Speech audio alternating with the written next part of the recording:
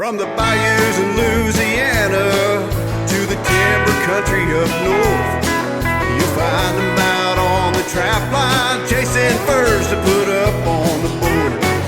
Mixing up another batch of that magical stuff, chilling around the fire after the show. Hey, it's Sarah and Jeff, and maybe a guest on the Trappin' Radio 2.0.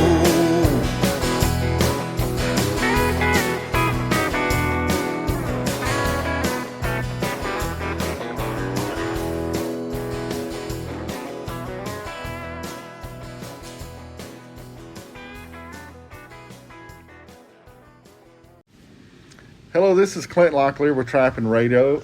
How the hell are you and where have you been? Is my question. I've got two people that I'm going to interview today that if you don't know who they are and you're in the trapping industry, you're obviously dead. So I've got Jeff Dunlap and Sarah Sweetness Gomez. That's the new pet name apparently that I just heard. So we're going to talk about a few things. Can you read the question that you just read me a minute ago? Yeah. All right, it says, "Hey, I have always dyed and waxed my traps, but after listening to a couple of your podcasts, I'm interested in trying Full Metal Jacket. I was wondering if you had any advice on what I need to do to prep some of my traps to switch them over to FMJ. Also, if you have any general instructions about using FMJ, it would be much appreciated." Is that the whole question? Yeah, there was another question in here. Oh, I also wanted to ask if when using FMJ, do you guys switch out the traps after a catch due to the coating coming off? Okay. Do y'all use FMJ?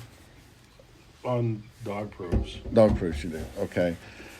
So my advice, man, is if you've got, what I would do with traps that you've been dyeing and waxing is to boil them in trap dye, let them dry, and then get a couple of gallons of Full Metal Jacket, put it in a bucket, dip it just for a few seconds, pull it out, set it to the side. After about 10-15 minutes, re-dip it.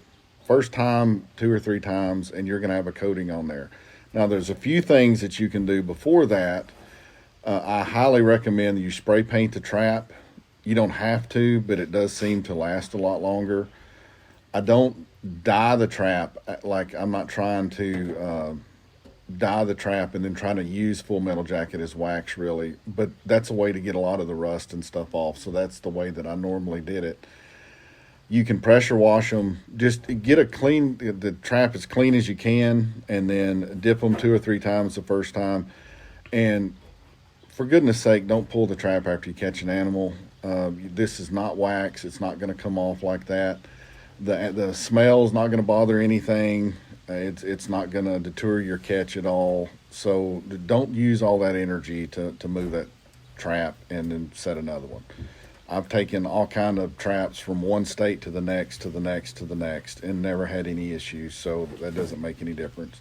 The only thing that may make a difference if you catch a skunk and he sprays directly on it, you just don't want to deal with it personally, but I don't even know if that would hurt anything. So the other part of that question was?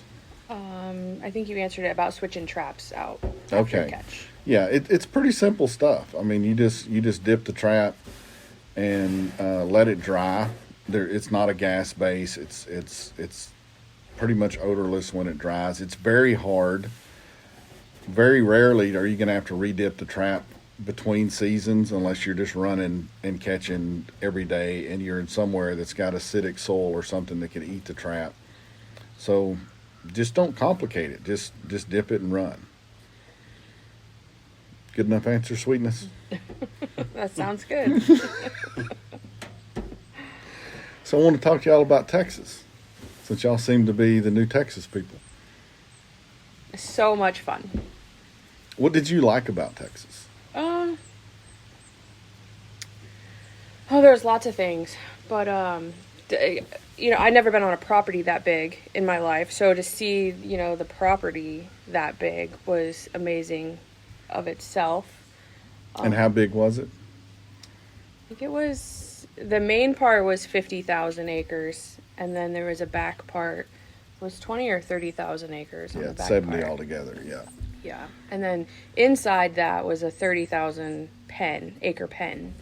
So much fence. So much fence. But yeah, I mean, obviously it was a new challenge, and I was like that aspect of it. What was a challenge besides just the size? Texas has challenges all to itself.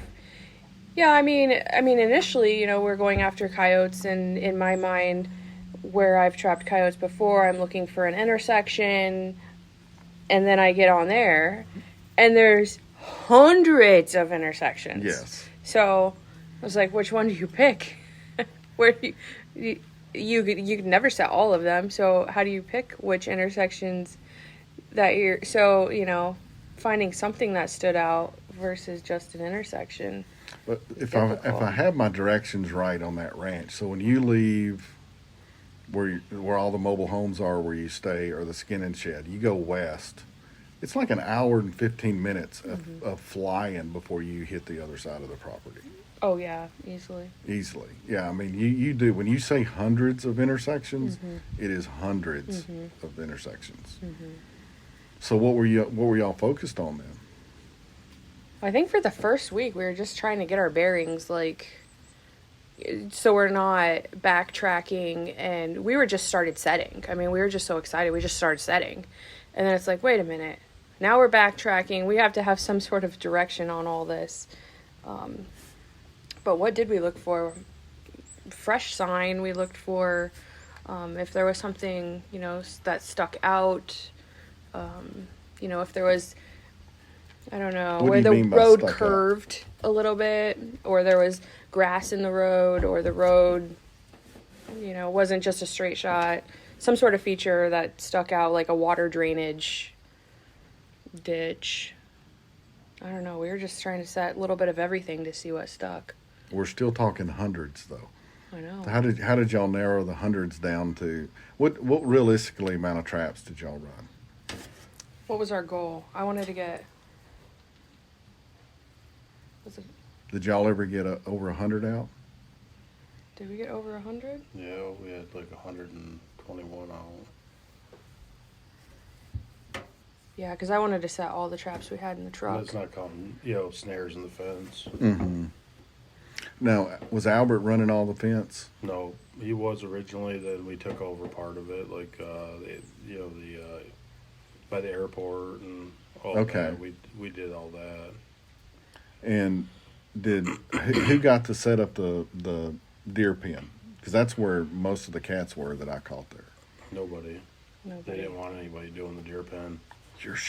You're kidding me. No, they had becoming. That's where I seen the most cat tracks was by the deer pen. I could see the little ones up there, and they said they called Albert and told him, they said, you guys, they got their traps too close. You couldn't hardly even see the deer pen when they wanted to pull. So were they afraid it was going to spook the deer? I'm not sure. Well, the owner, or not the owner, but one of the upper guys, the corporation people, would come, and they had a dog, and he would be around the pens with his dog. Right. So he didn't want his dog getting caught. He didn't want a dog getting caught. So there was still lots of property. But there was a lot of cat tracks around them. That is a shame. Yeah. So. But I caught my gray fox right around the corner, real close there. That was probably my favorite moment. Aren't they tiny down there? They're so tiny, but I'd never even seen a gray fox before, ever. Really? I never caught one. I never, other than seeing one mounted somewhere, but that was my first experience with a gray fox. Under on it with a snare. Don't y'all have those in Michigan? Nah, we got some, but not very many. You need to go. You're going to New York, correct? Mm-hmm. They got grays out there, nice ones too. You're gonna flip out when you see a New York gray fox. I just saw a picture of one. Yeah. Compared to a Texas gray fox. I know. Yeah, that was definitely a highlight. So what stuck out to you trapping in Texas down there, Jeff? Mostly, just like Albert had went in there a couple weeks before us, and how spooky them coyotes will get on the inside of that fence. Once they realize something, they don't know what's going on. Probably they're seeing dead coyotes on the fence, or there's just disturbances. But just how spooky in the inside of that fence them coyotes will get so quickly. And what were you focusing on trying to locate coyotes? Mostly fresh, scat in the road. We had one spot that we thought was going to be awesome where there's like 6 roads all come together. And we thought, how could you not catch coyotes there? And we didn't end up catching one there. We got dug out one time, and that was it. I used to have an older gentleman that trapped with me all the time, and he trapped a little bit. And when we would see something like that, he'd go, Ray Charles could catch a set here. I'd catch a coyote here. We never caught shit when he said that. No. Ever did we catch anything when he said that. No, we had it loaded up. What do we have, like 6 traps in that spot? I think by the time it was said and done, we had almost a dozen there. We wouldn't catch something, we'd add more traps. We didn't catch something, we'd add more traps. You know how it's supposed to go. Yeah. So what was the ground like down there? What difference? Because I know it was different than Michigan. Real hard. It wasn't all lava like ground like the last place I was at down there. Sarah ran into some of that where you go to pull it out and it comes out in chunks like it's lava. It's very acidic. Yeah. And then we had problems with hogs rooting around, knocking our traps out of the bed. I would say that was one of the most frustrating things was the hogs would there'd be no hog sign there, and you'd set, and they just root it right up. And we have it on trail camera. They just walk by, root up the trap, and then go. And then they do all of them in the area. So it's like we didn't even get a chance. For miles and miles. Oh, my word. They just walk right down the road. So I didn't have that problem there. But definitely some beautiful country to trap in, and and then we kind of start focusing on raccoons a lot more. And why did you do that? Because they were paying a bounty on them. So plus they wanted them gone. They were concerned about the raccoons. So yeah, because a lot of the feeders that they have set up, they've got something with the solar wires. Whatever they're doing at that feeder, and the raccoon were destroying all the solar wires and the paneling, and then they were pooping in the cotton. I don't know, you're from the South. It's cotton in a cotton mill or cotton seed or something that they're feeding. The high protein feed. Yeah. So they're pooping in the troughs and obviously eating all the feed. So that really made them happy when we caught raccoons. And because they can get people to come down there and want to chase coyotes and from the up north and chase bobcats especially, but to get somebody to come down and actually focus on killing raccoons. And, I think that's the biggest business opportunity in Texas. It's coons. It always has been. But they're a nice looking raccoon. They look like an Iowa raccoon without the underfur. All that feed. It depends on the type feed they're given. Were they yellowish when you skin them? The fat? Yeah. That's kind of freaky. Yeah, it's weird. So were you DPing them or foot holding them, or what were you doing? DPs. DPs mostly. Right by the feeders. Did you hook to the feeders or just next to them? I think we were putting disposables down. Yeah, we did some of that. We used some rebar. Rebar mostly. Rebar stakes. Just pounding like an 18-inch rebar. That held them in that ground pretty good. So what type of vehicle were y'all using down there? Side by side with air conditioning. And flat tires. Damn, dude, air conditioning. And flat tires. A lot of thorns down there. I think but the trapping trip before, we were in Arkansas for a couple weeks, and then we were in Texas for a couple weeks. And we put 1,100 miles on the side-by-side in a month.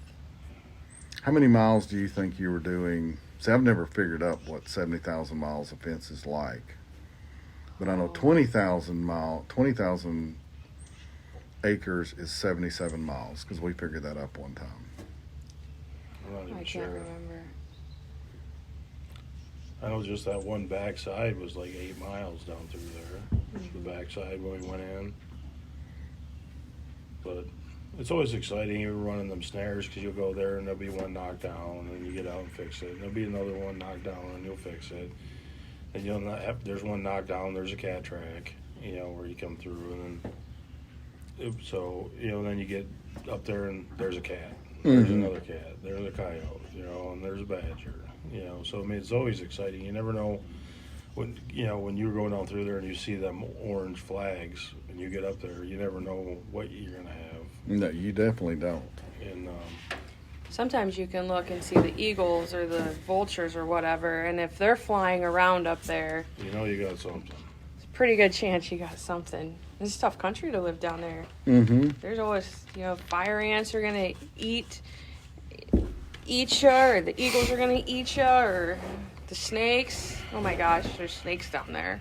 Did y'all ever have the fire ants get on y'all?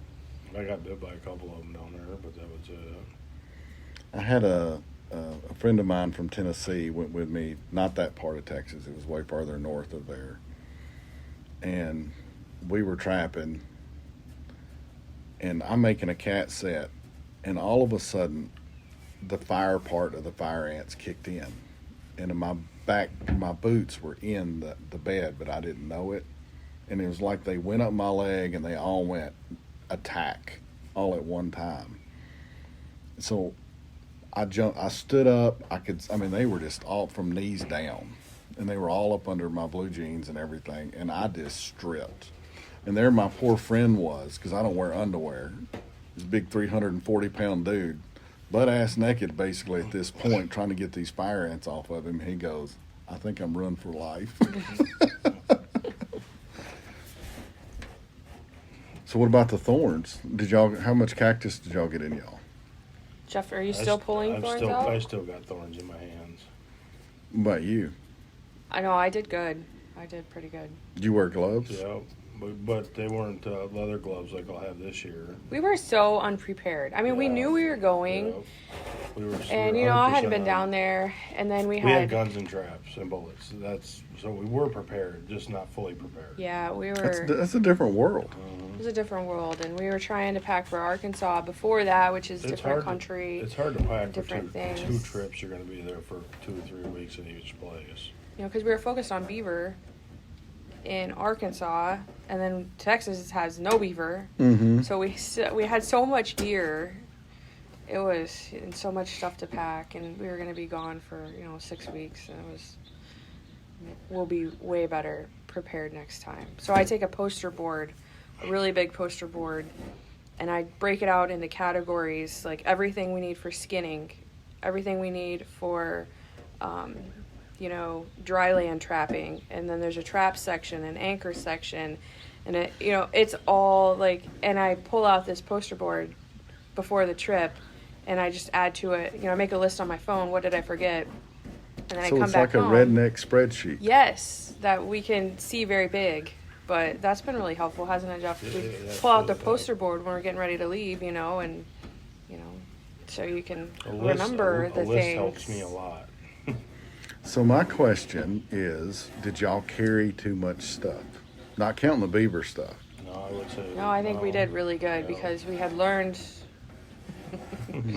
Jeff went to Louisiana our first trip, and he brought like 300 330s. Of course, that's what I did. We can't check that many. No, that we didn't even touch a fraction of them. No. So we narrowed it way down. So how many footholds did y'all take down there? We had right around probably 150 to between 150 and 200, I'd say. That's a good number, yeah. And y'all using mostly disposables? Yeah, mostly disposables. A little bit of drags. We borrowed the drags from Albert. we'll take some saber-tooths down there this year of our own. So I'm guessing you snared the fence when you were there. Mhm. What was your snaring setup? I'm assuming it's going to be similar to what Albert's doing, but had these little bitty short snare supports that I could just push in the ground. So a lot of times I would put I would hook. I just had a system. So when I'm going down, I'd always be where the fence is on the driver's side, and then when I would see the hole or the crawl under, I would get out and I would automatically grab a snare and a snare support, which already had a clip. So I'd clip the snare to the fence. I would push in the snare support, judge the size of the loop, open the loop, and then step backwards about 4 feet and hang the flag. So I would see the flag I gotcha. in the truck, and then I would know to start looking down on a 45-degree angle. Sure. Because if the flag's over the thing, I've always been worried that the coyotes are going to start avoiding that. And if you're not paying attention, because if you have brush and stuff, you don't see the flag, and then you got to back up. So always put it in front of it. So when you hung your snare, how close to the fence were you? Did you put it real tight to the fence? Did you come back an inch or 2 or 6, or how? What was the gap there? It depended on. I'd stay as close as I could unless the lock was gonna click on one of the pieces on that high tensile fence. You follow what I'm saying? How those little curly Q things are. So that bottom rung was usually, if it was enough to put the loop completely under, it would just be under. If the hole wasn't that big, sometimes I'd have half the loop above it. But I'd always want it to be at least an inch and a half off the ground. Because if not, you start getting more knockdowns because of the feet problem. Because the coyote, when they go, if you've ever seen them go through that fence, a lot of times they stick their front foot in there and they kind of do this sideways roll thing. If it's small, if it's bigger, they just duck, kind of like what you think about. So it really depended, but I stayed pretty close to the fence. Yeah, because that's what frustrated me was, why are they getting knocked down? What is happening during the knockdown? If it's a little bitty hole, they don't duck under like a dog going through a pet door. They don't do that. They actually get on their side and kind of do this half roll thing. And I think in Texas, those coyotes from generational have had such crappy snaring thrown at them that they've learned if they see something that's odd, they hit it with their foot. That's when we started going more to using, and it depends on the year that you go down there, because it won't look the same next year, I promise Right. you. It depends on rain. Yeah. If there's more vegetation, then we will move vegetation to break the outline. I was going to ask, did you bring in any blocking? All the time. All the time. Blocked it right down. And that makes a big difference. Because the local guys, they're. I mean, did y'all ever see any of their snares down there? No, we've seen one of their traps. Oh, like a foothold trap? No, a body grip trap. Body grip trap. The way they snare is the snare's usually upside down, and they bobby pin it to the fence in 3 different places, which is the most illogical thing I've ever seen in my life. And because they didn't want to deal with knockdowns. And I think over time those coyotes have figured out, because those are so stable that they could eventually knock them. And then when they come up to a modern snare, they try to do the same thing. But if they're loaded and they're fast and they're everything they should be, all they've got to do is tap it and it'll fire. Sure. That's the place that we started playing with the 220s in the fence. We did a little bit of that. We caught cats in the 280s and stuff, but never caught a coyote in one. I don't believe that We caught several coyotes. Yeah. No. But then you realize the other part that's knocking that down is roadrunners and Yeah. all kind of weird looking rodent things, and don't even know what they were. So, I mean, it was... The only trap we seen, I never told you about that, with the bobcat and the 280. They we stopped and the snare was knocked down. I jumped out, because Sarah's driving, so we always had the pass. Instead of, like you said, usually run with the driver door against the fence, we would run the other way, so the passenger could just jump out real quick. Okay. So Sarah pulls up there, snare's knocked down, I jump out, something caught my eye. Well, you said, we just missed it. We missed a cat. And we're like, gosh darn it. There was a cat track right in it. He knocked it down. And then I looked, something caught my eye, and I looked, and there's a cat over there. And I'm like... You said, Sarah, there's a cat. There's a cat. Get the gun. It's still here. Get the gun. Because it was between the two fences. Mm-hmm. So it's still on their property.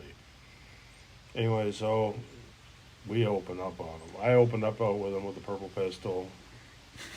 Then she gets the rifle out and opens up, and he went to crawl up on a brush pile and shot him down.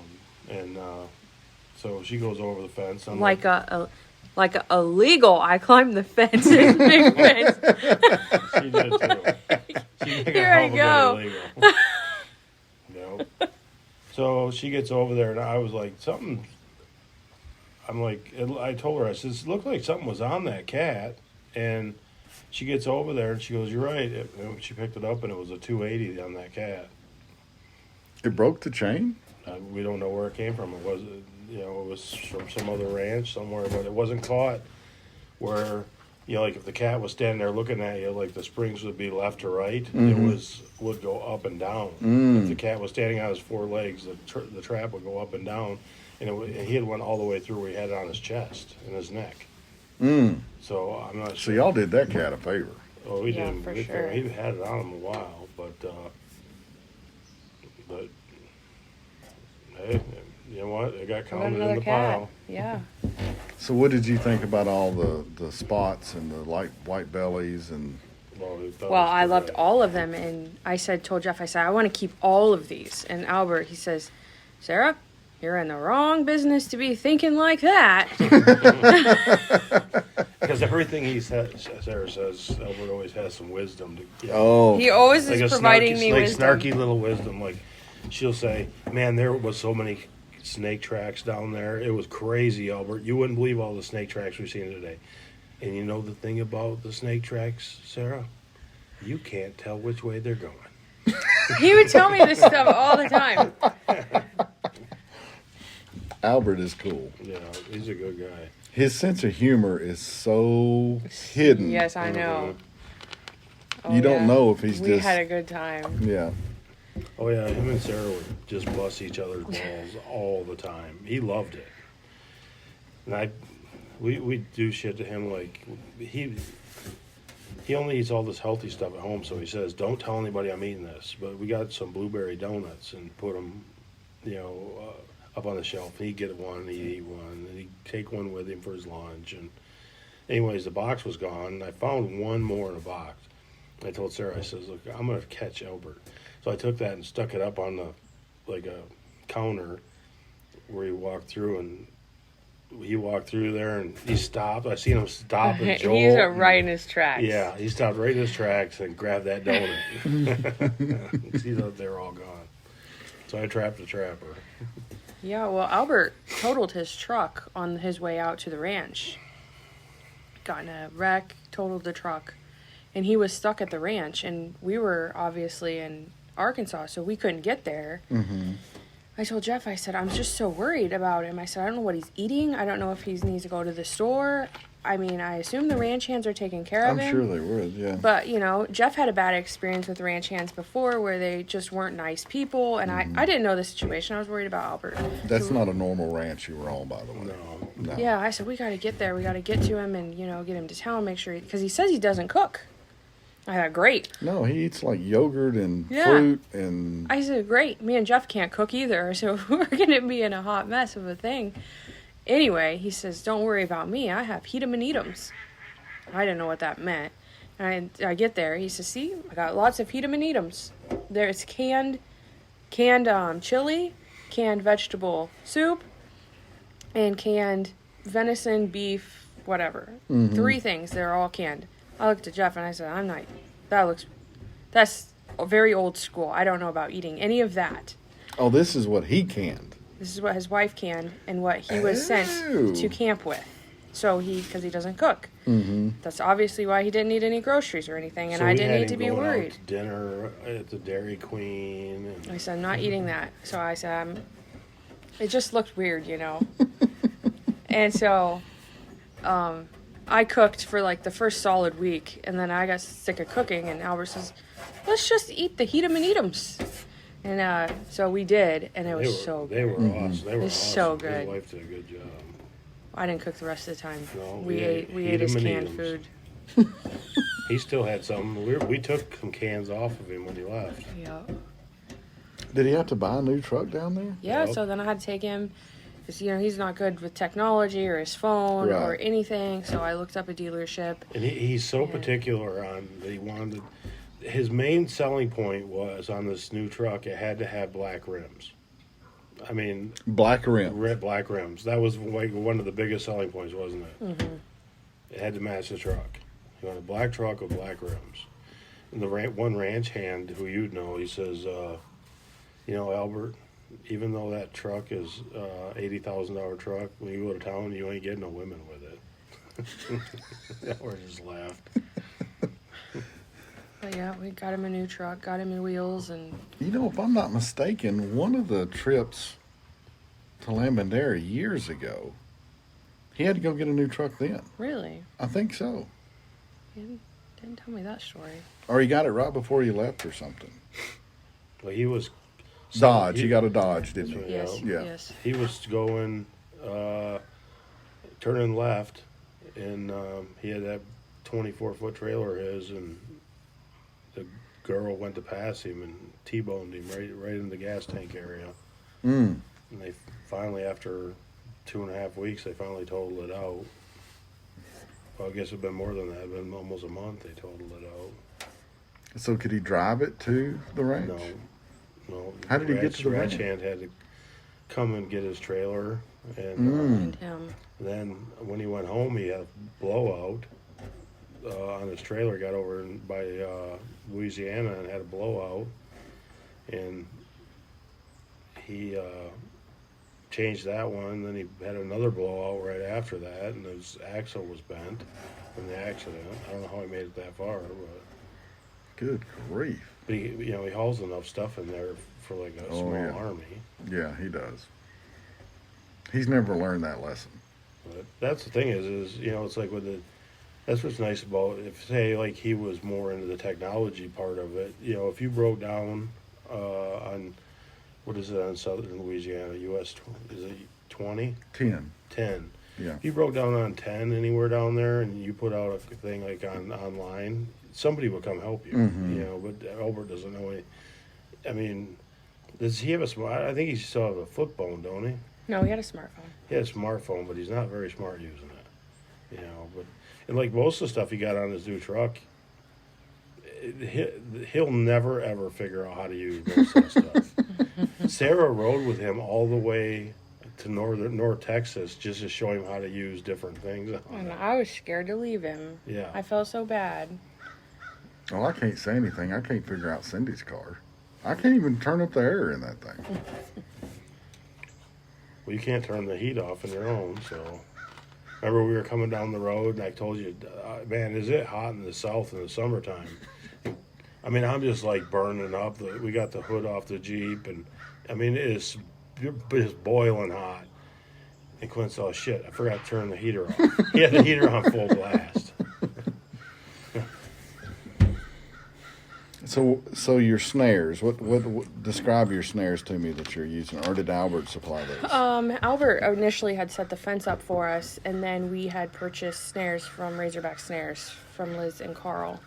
And so whatever their magic that they do on their snares, they were already, he spray painted them for us, so they were camouflaged in. They were already loaded, a short pigtail, clipped to the fence. The pigtail on them was really nice because you could reach the next, thing. Yeah, and that was different. Like Albert's snares versus ours, he had a longer pigtail on there, which gave the animal a lot more room to flip around and jump around.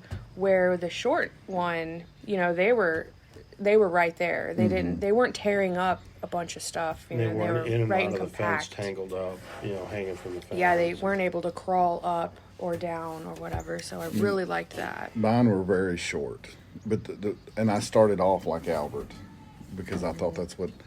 But it was hard. You never saw coyotes chew the snare if they were really short. Right. It was because they'd come back through the fence, and now it's hitting them in the face, and it's right there. So when I got to the short stuff, a lot of that went away. You just learn that. Just learn it over time if you pay attention. Yeah, I mean, we were trying everything, as far as the how close to the fence do you put the snare? Is it, right up on the fence? Is half of the snare over the fence? If it's too short, do you do off center? Do you center it up? Do you add any guiding steps? How do you block it in? I mean, man, I was just thinking and thinking like, you think it's so easy. Hang the snare. And then you get doing it, and then there's, similar to like when we were trapping otter and you put trail cameras on things, it's amazing what you miss and how much more you can learn. So I think it'd be cool to put trail cams and leave a couple of those holes open just to see what comes through there. Definitely, we need to. I want some more footage of those crawl unders. Yeah. To see. There's a lot of room for improvement on that. A lot. Yep. I mean, the biggest thing, and I remember telling Carl this when he started doing high fence wherever he was doing that at. It wasn't Texas. Arkansas. If it looks like a crawl under and it's 3 inches, set it. That's where I caught most of my cats, were those little bitty ones. Yeah, we caught a lot too. Albert had, like I said, he had set it up. And then we'd go back through, and it's amazing, even after we have drove by those day after day, how much you miss. You've missed a bunch of crawl unders, and then so we'd go back through and we'd set things that Albert had missed. And I said, Albert, I said, how, you didn't set that one. He says, nothing's coming through there. And, we'd set it and we'd, you'd catch something. And they don't look like the ideal crawl under. Yeah. But, so yeah, we went back through and we set everything we possibly could set. Did y'all ever go down in those big gullies up towards the main road? Yep. Walk all the way down to the bottom? Yep. So I never had much luck with coyotes or cats down there, but it was coon everywhere. Yeah, we caught quite a few coon down there. there. Not as many as what you'd think, But, you got to be careful with the... It was warming up, and that would look like a snaky place to me. It was. And what time of year was it y'all were down there? February. We got down there the last first 2 week. weeks of February Yeah. because we were in Arkansas the first 2 weeks. Through the first week of March.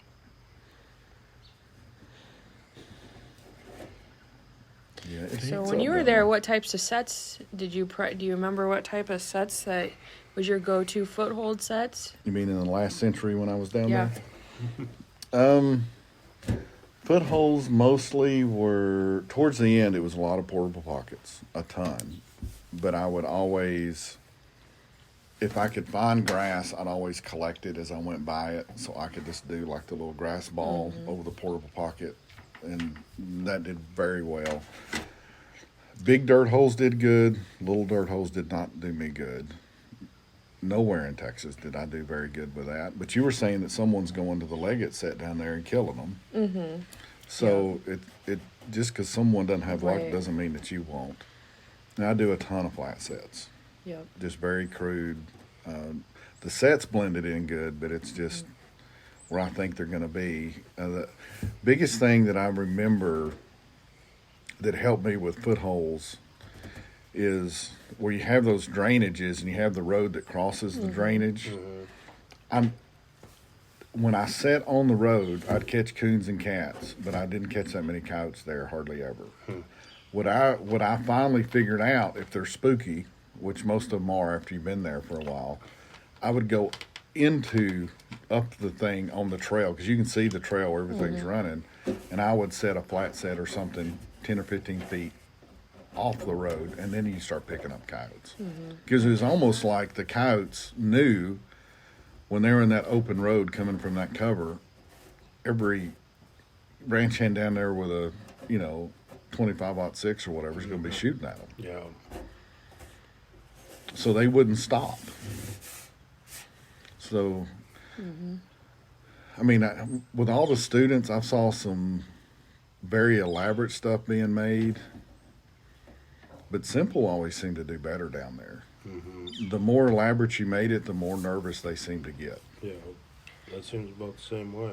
So what was new for us with making sets was it got up into the 90s. At some days it was 90 plus degrees, heat index over 100. As far as the baits, it was different for us because we never trapped in that kind of heat with the baits. So, you know, we used a lot of the liquid bait, and that seemed to do really well, you know. But otherwise, the Especially bait, you with- know, dried up, and it was a Especially with balancing them- act. Them fire ants, you know, you'd put something down the hole and they'd be go marching off with it, you know, with that liquid they couldn't pull out. Well, that's where the liquid claymores at 2. Yeah, yeah, That's where that started coming from. It's because of the ants. yeah. Because when I was trapping in different places like Georgia, I mean, you put a solid bait down, it's not even there the next day. And then they would start an anthill in the hole. Yeah, the liquid. Did y'all feel like some of the lures and baits are drying out too quick? Sometimes I felt that way, but then, you know, they still had some smell to them, so,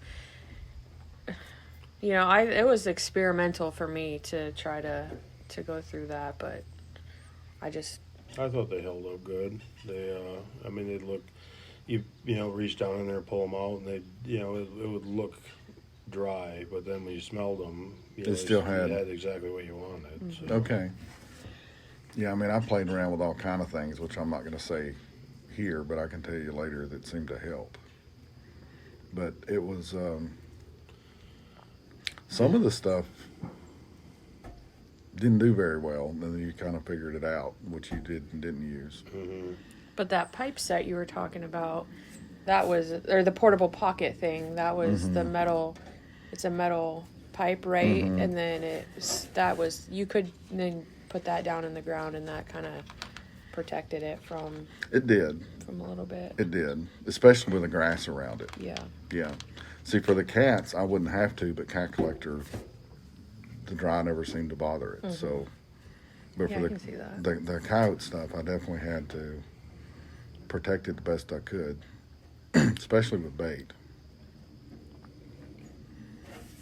It's definitely interesting down there. Yeah, I mean, it's really now, you know, it's like totally different if you're trapping in Michigan or Wisconsin or anything. Down in South Texas, it's a whole different ball game.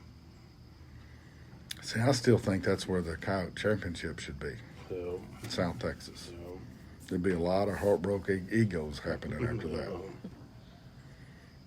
Footholes only. Yeah. well, then you really create a problem. So, what type of sets did y'all depend on? Man, we were trying everything. You know, we threw We everything, did everything. everything. And used Albert still had some of your turkey feathers. Your whole setup thing with the pipe, and then the other angle thing, and then the wind spinner, the fishing spinner thing. We took one of them, And your old ones he had down there, and we got it hanging in Sarah's In the office office. at home. It's hanging up there, and when the door opens, it spins with the turkey feather. Those were so cool. What's the story? Well, when you have the best place to put a cat trap and there's nothing in the correct place to put the flag, I'm Yeah. like, I need something to put the Yeah. flag on. And trying to stick sticks in that ground down there does Impossible. not work. Yeah. So we started piddling around with that. So that's what we come up with.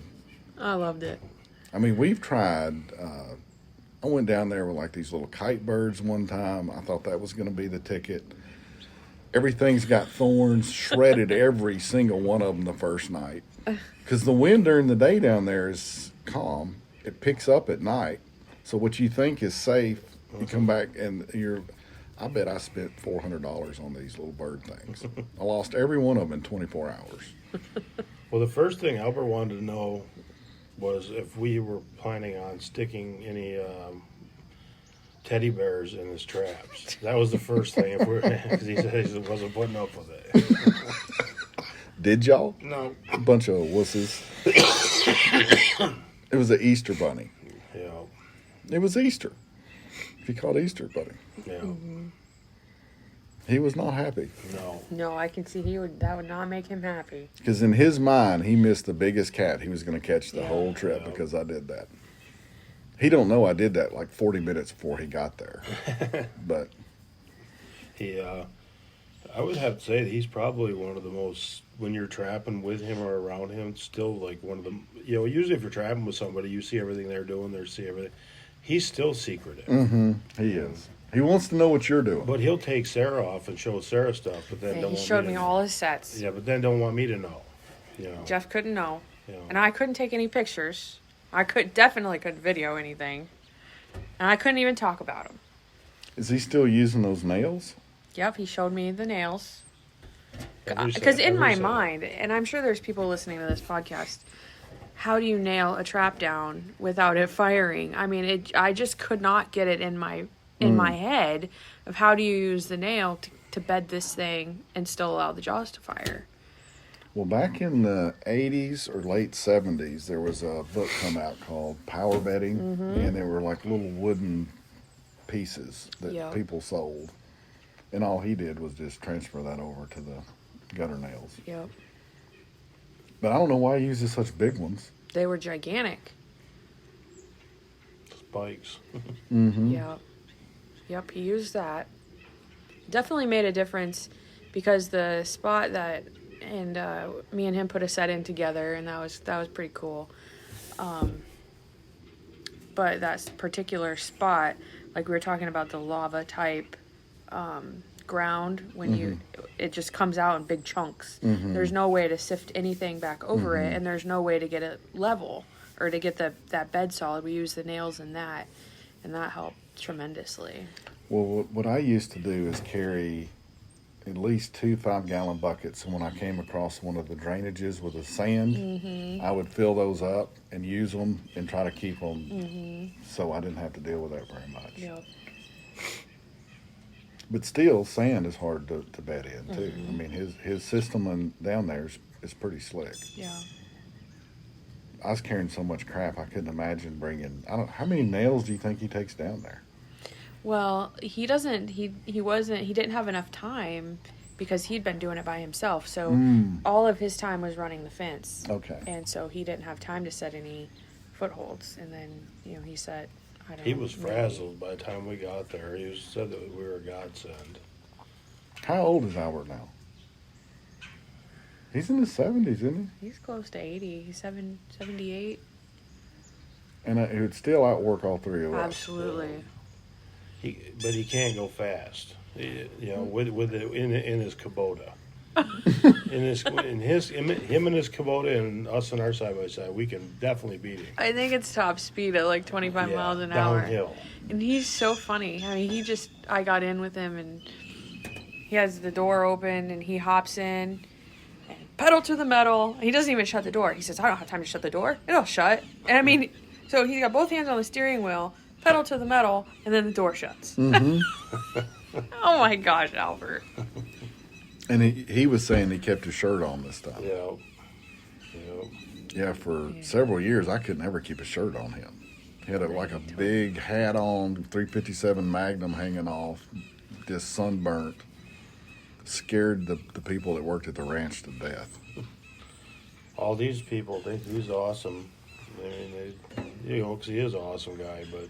And he's honest. That's the thing. That's the main thing with down there is that he's honest and they trust him. And that's why we're on that ranch is, because Albert's built a relationship with them and they trust him. Mr. Albert is honest, and the one guy when he's gonna bring us in, and Albert asked him, he said, I really need these guys' help. He said, we trust you. If you give them the keys to your house, to your front door, by all means, bring them in. If you wouldn't, then don't. So, but yeah, we talked to them and realized that the trappers they'd had in there were off, picking arrowheads and stealing their arrowheads and taking sheds. And, That's a big one. And so we went there and just did what we were supposed to do, and it all worked out. Right before we left, they come over and told us, "You're welcome back anytime." So, They still have the skinning shed up on the hill? Yep.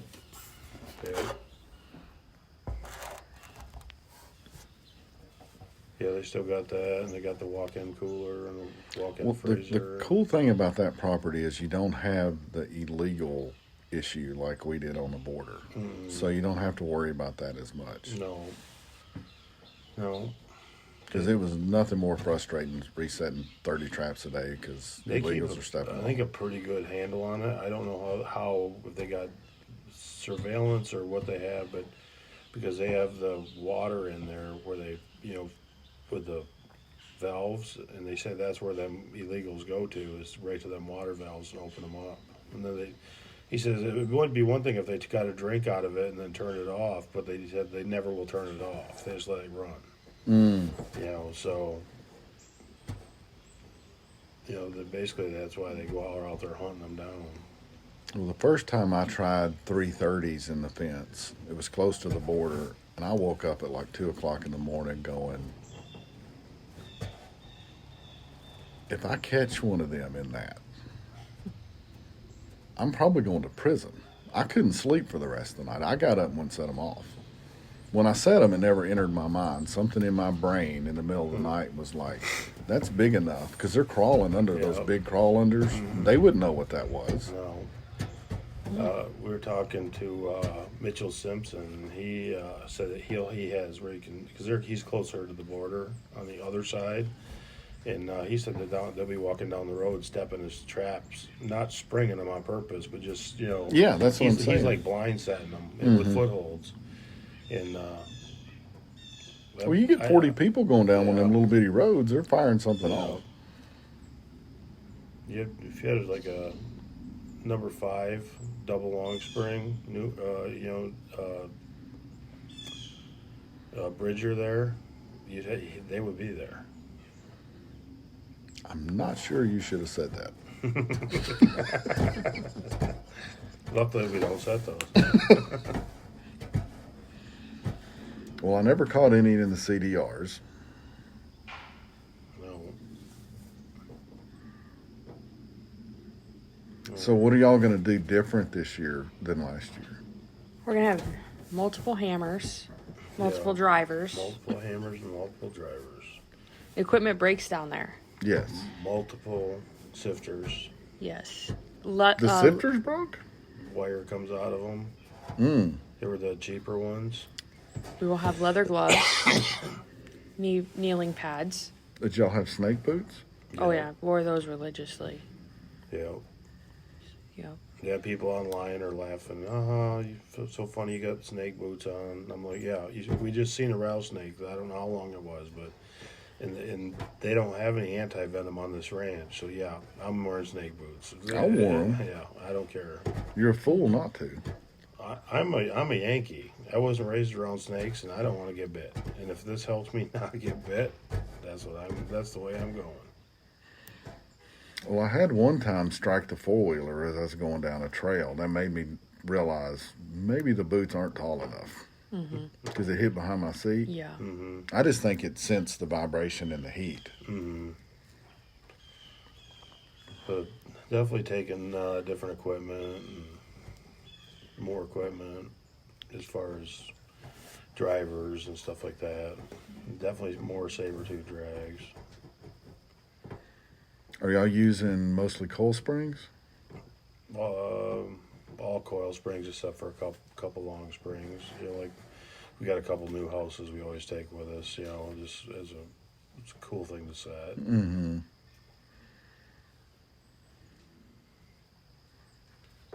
I mean, Texas is the reason I got into the long spring so much. Mm-hmm. When I got into sandy ground, I got so frustrated with the coil springs. Mm-hmm. Then you get in the ground you're talking about, it comes up in chunks, then you're cussing the long springs. Mm-hmm.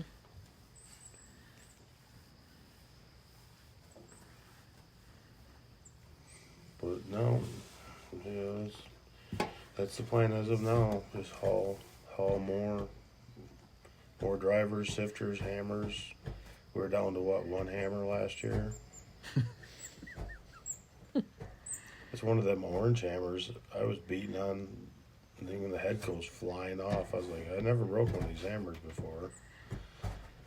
You could put the head back on it and get about 3 hits, and then the hammer would fall off. And, the head would fall off again. And Then you had borrowed one from Alan, and it was a little baby hammer, a little tiny little thing. You had to hit them stakes like 27,000 times. Just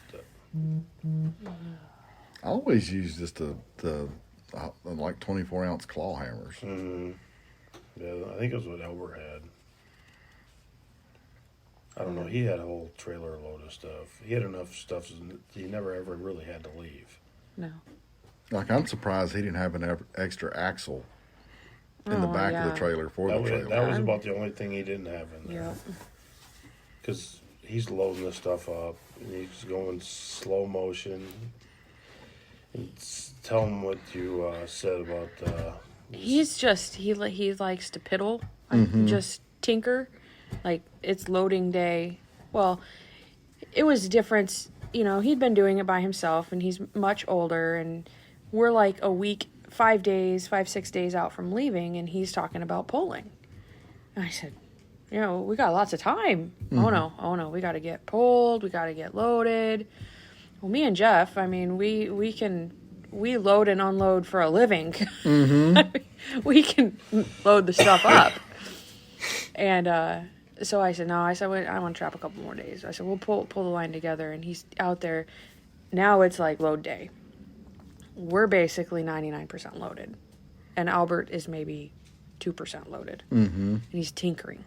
And it's like 75 degrees, 8 o'clock in the morning. Pull up my phone. And it's going to be 87, 90 degrees in a couple hours. Mm-hmm. I said, Albert, we got to move. We gotta cram and jam. We gotta go. He doesn't cram and jam. He didn't move much faster. Then But he can do that for like 48 hours straight. He can. Yeah, he can consistently, move at that pace. And so I said, Albert, we gotta go. I said, where do you want this? Where do you want this? He says, well, at this point, I guess I can't be picky about where I want it. I said, that's what I'm talking about. We are loading. Could you imagine if he was here the day y'all loaded up all the crap out of my shop? What all those trailers looked like? He'd have still been here doing it. He'd have still been looking. I don't know how one of y'all didn't die when y'all opened the door on one of those trailers. Yeah. It was like Tetris in there. Yeah. Mm-hmm. Yeah, especially the one Alan took. We're still going through it. We still don't know what some of it is. We have a whole half of the building, Clint's stuff. Clint's weirdo stuff. So tell me about New York. Why are y'all going to New York?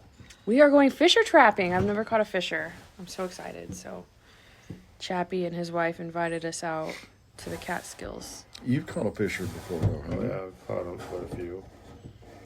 But I've never been anywhere where it was like unlimited and you can, catch them about as hard as you want to go. So, they're probably they probably are my favorite furs, so. But Chappie's putting all the boxes, he's got all his boxes out from years and years ago, and he said Do you know what traps he's putting in them? I think he's got some, I don't know exactly. I think the ones on the poles, he's got some 160s because they have to be legal to be on the poles. But then he's got 155s on the ground in the enclosed box or something. I'm sure in New York there's some, would you say, Mingo, weirdo rules? Mm-hmm. Weirdo rules. Yeah. We'll have to do an interview with Chappie about just prepping because he's got his waypoints marked on his Onyx. He already knows when we get there if it's a body grip, if it's a foothold, what type of set we're making. He's already dug out some tree trunks, but he's scouted everything, and he's got some. He's a good guy You know. to go with because he's always got a positive attitude, and he's got a worker. That's important. Donald works for him, and then Mike, and Mike's going to be our competition. He's going to run his own fishers. He's not going with us, Chappie and Donald. So Praying every day he beats you. He already knows. He said, I'll probably catch more possums. And I'm like, you probably will. but it's all going to be fun. And there's another, Tucker Farber's up there, and, he traps that area. And so it'll be fun with a lot of, people we're friends with. And so Tucker's wife and Wendy, Wendy hasn't never sewed fur before, and I barely know how to sew fur, but we're scheduling a fur sewing night for the three of us ladies just to make That's fur. what you need is more stuff to get into, girl. I know. I sewed a little bit. I've sewed just a little bit of things. I made some everything pillows. She's made, she sold. Yep. My first pillow I sold this summer. I need the $50. Yep. So yeah. But I'm really excited about that. They've never sewed, and I think that's gonna be It's fun out there. I'm taking my metal detector out there because they got a lot of history. So, and plus they have unlimited cats, unlimited otter. Well, not them when we're there because it's water season ain't open, but it's just gonna be a fun trip. It's everybody else always, including us, heads west, southwest. You don't really hear of anybody, going on a 2-week trapping trip to New York, so thought it'd be something a little bit different and get to go hang out with friends. And we sell lures and stuff to a lot of people in New York, so The weather should be beautiful up there that time of year. And then in return, Chappie's coming to Iowa to run some Iowa raccoon line, so we're riding back with him, and then we'll set up Iowa line real quick. Well, he'll be on his way to Wyoming and deer hunting and Nebraska, and but so he'll get to experience some so Iowa. we'll ride back with him from New York on this way from back to Wyoming, and we'll just stay in Iowa and run that coon line for 2 or 3 days, and however long he wants to stay. 4 or 5 days, whatever. Well, have you ever figured the coyotes out in Iowa yet? I could go out and catch quite a few. I always get the short end of the stick on the coyotes. Why is that? Well, in Michigan, it's always October 15th it opens, and I'm gung-ho on going out and catching coyotes. Well, you can't catch a lot of them in Michigan. No. But make a good effort. And then November 1st, You can work really hard. Yeah, and drive a lot of miles. You get a lot of practice putting in good sets. Absolutely. It's training. Yeah, and nap time, in between the drive. Jeff drives me around. But then November 1st, water hits, so I only get 2 weeks, and then it's all about the water trapping. So then, it gets pulled. And then we go to Iowa, and usually we have, Haggerty's there, Nick Ernie comes, whatever, and they're solely focused on catching raccoons that, they don't want to go set coyote traps, and they don't want to go in any field. So it gets shorted on that, and then, back to Michigan and we seen this last year some spots where them coyotes are running down certain trails, and so we're going to set up some coyote sets this year because we only set up one last year and caught one coyote in it. But we just seen when you see something, and then you try and use it to your advantage, and that's kind of what we're doing. So we made blind sets with footholds in the ditches in Iowa and caught a coyote. We only saw got one coyote. So. But we've seen lots of them type places, where we think them coyotes are running down. So. Do a little bit more of that. It's always fun when you try and figure something out like that. Do you remember the second time we met? Mm-hmm. It was at Hardee's. I was with Alan. Yeah. you wanted to go look at some property. Yeah. I met Yeah. you at some shows. Yeah. She showed up with maps, with did. drawings, with notes. Pictures. When she sat down at the table, it was like we were sitting at World War II D-Day. I was like, who is this person? She's still that way. I was trying to figure it out. Oh my! I had screenshotted. You had I stuff remember. on I your remember the whole phone? thing.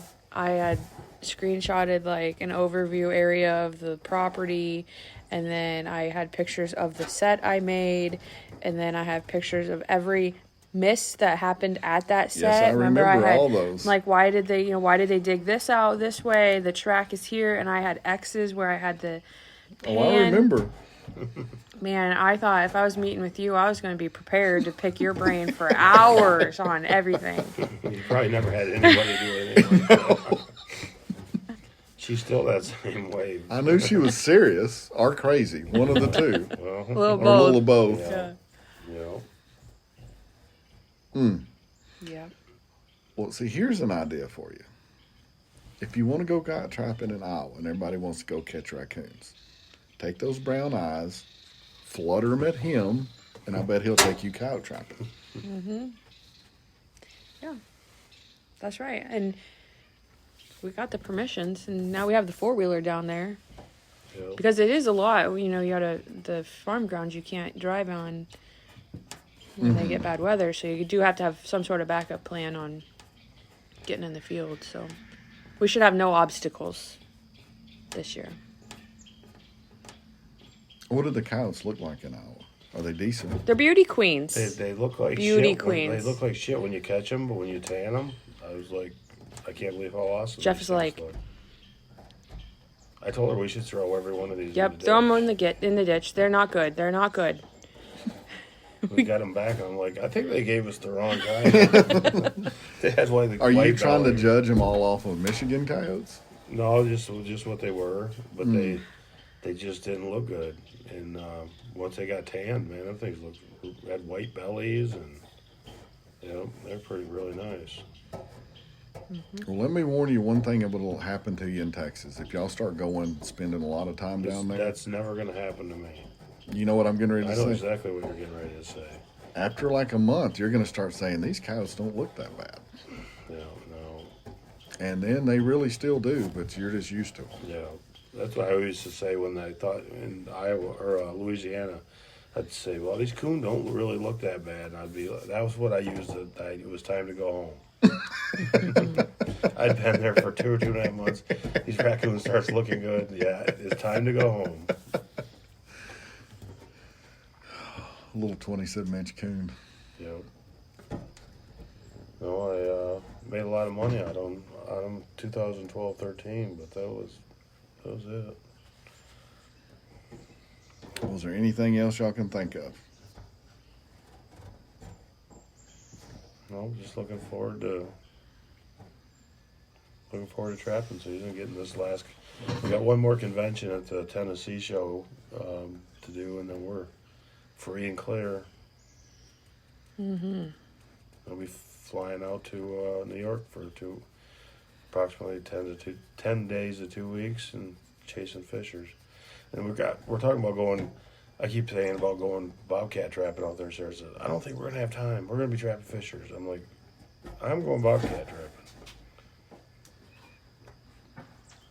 Well, Same type of set, but if y'all want to ever hear me do another trapping radio, y'all have to convince Jeff and Sarah to come down and see me every year. We're making an annual thing, so And you're always welcome wherever we are. I've got to figure out that Michigan license thing.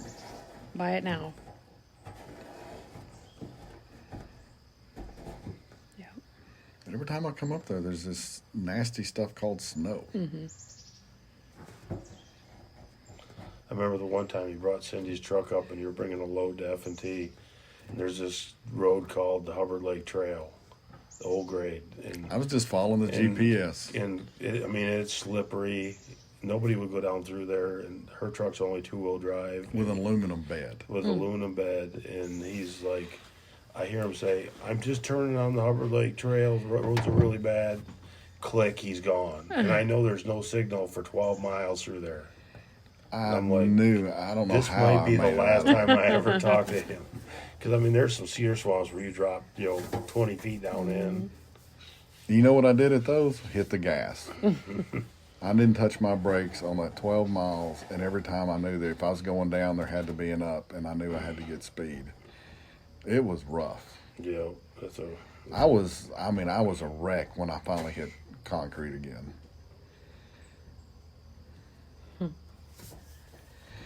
Well, All right. Well, thanks for sitting down with us. Thanks for doing the interview.